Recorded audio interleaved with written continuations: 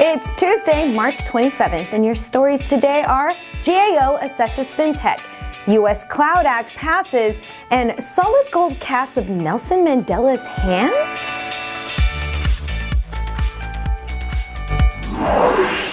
Hello world, you're watching The Comment for your first story today on Thursday, March 22nd, 2018. The U.S. Government Accountability Office published a 132-page report at the request of Congress titled Financial Technology, Additional Steps by Regulators Could Better Protect Consumers and Aid Regulatory Oversight. I never said the title was short. The report included extensive commentary on blockchain and distributed ledger technology, focusing heavily on issues of licensing and cybersecurity. The report stated, quote, FinTech payments and DLT firms and other market participants told us that navigating this regulatory complexity can result in some firms delaying the launch of innovative products and services or not launching them in the United States because the FinTech firms are worried about regulatory interpretation, unquote. The report also explained that distributed ledger technology is in the early stages of development and noted that the Fed and the CFTC have cautioned that there are potential cybersecurity and operational risks. The GAO did have some nice things to say about distributed ledger technology.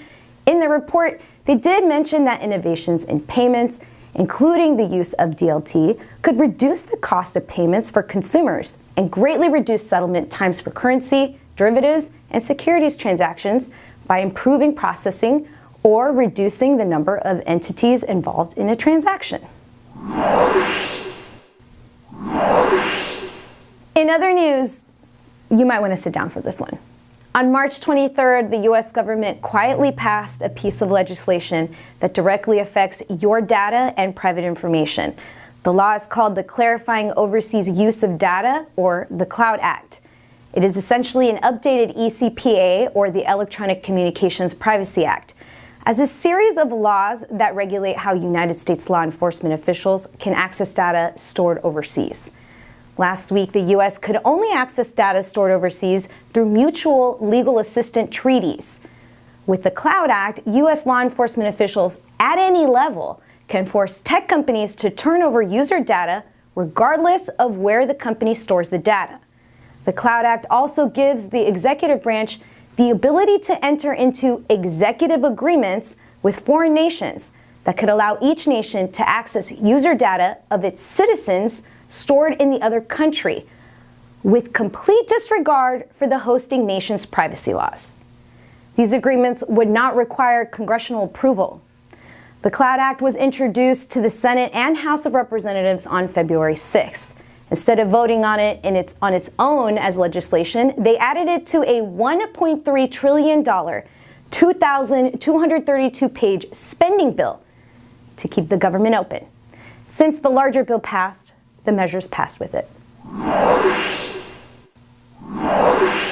And finally, a Canadian businessman has found a buyer for his prized collection of gold casts of Nelson Mandela's hands. Malcolm Duncan, formerly of South Africa, attempted to sell the hands back in 2007, but failed. Luckily for Duncan, Arbitrade, an Ontario-based cryptocurrency company, purchased the hands for just $10 million in Bitcoin. No big whoop. The company is close to launching an ICO and states that it will back all its virtual coins with some percentage, not sure how much exactly, of physical metal, including gold. A crypto sort of maybe backed by Nelson Mandela's gold hands. I couldn't make this stuff up if I tried. The company stated the real value of the gold casts are for publicity. And hey, it must be working because we're talking about them now, right? But one thing that doesn't add up to me, wouldn't this have gone against Nelson Mandela's philanthropic nature and everything he believed in? That's our comment for the day, but what do you think? Is the report from GAO just pointing out the obvious? Does the Cloud Act infringe on our Fourth Amendment? And is the sale of Nelson Mandela's gold hand casts just disrespectful to Nelson Mandela? Let me know what you think. Tweet at me. Have a wonderful day. And don't forget to leave a comment.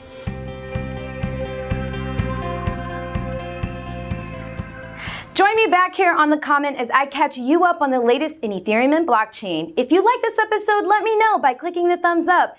If you didn't like this episode, let me know by clicking the thumbs up. Don't forget to subscribe to our YouTube channel. Make sure you get all the newest episodes of The Comment as they air by clicking that alert button. That's that bell-looking thing next to the word subscribe. If you missed our latest episodes, you can catch up on ETHNews.com or on YouTube, or just subscribe so you don't miss them anymore, silly. Follow me on Twitter and Instagram at ETHNewsy. That's at ETHNewsSy. And we'll see you next time.